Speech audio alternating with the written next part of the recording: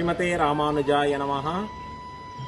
வசுதேவ சுதம் தேவம் கம்ச சானூரமர்தனம் தேவகி பரமானந்தம் கிருஷ்ணம் வந்தே ஜகத்குரும்.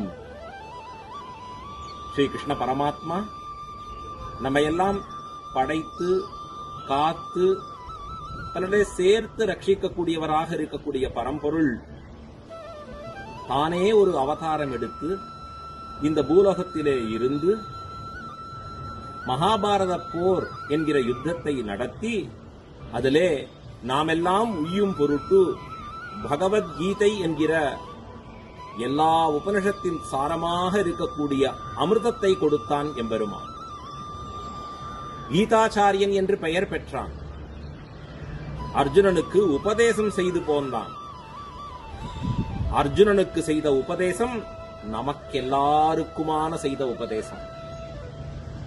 ஸ்ரீ பகவத்கீதையிலே காட்டப்பட்டிருக்கக்கூடிய ஒவ்வொரு விஷயமும் நாம் நம்மை உயர்த்திக் கொள்வது எப்படி, நம்மை மனிதனாக நிலைநிறுத்திக் கொள்வது எப்படி, இந்த மனித குலத்திலே பிறந்திருக்கக்கூடிய நாம் சிறந்த பயனை அடையக்கூடியது எப்படி, நம்மை படைத்திருக்கக்கூடிய பரம்பொருளே நமக்கு வாழ வழிகாட்டிருக்கக்கூடிய விஷயங்கள் பகவத்கீதையிலே.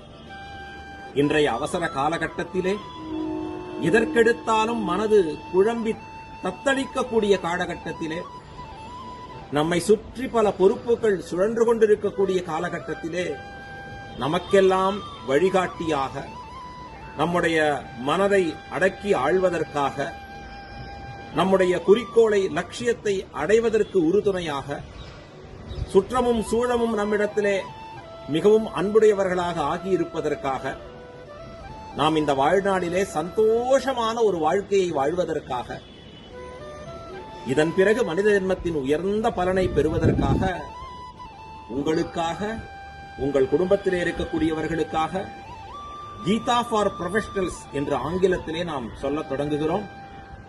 ஒரு நாளைக்கு 10-15 நிமிடம் மட்டுமே இந்த வகுப்புகள், 45 நாட்கள் மட்டுமே உங்கள் குடும்பத்தில் இருக்கக்கூடிய யங்ஸ்டர்ஸ், குறிப்பாக அதாவது ஒரு 20 வயது முதற்கொண்டு 40-50 வயதிற்குள்ளே இருக்கக்கூடியவர்களை, ஆங்கிலத்திலே இந்த விஷயங்களை கேட்கணும் என்று விருப்பம் இருக்கக்கூடியவர்களை கண்டிப்பாக இதிலே அவசியம் சேர்க்க வேண்டும்.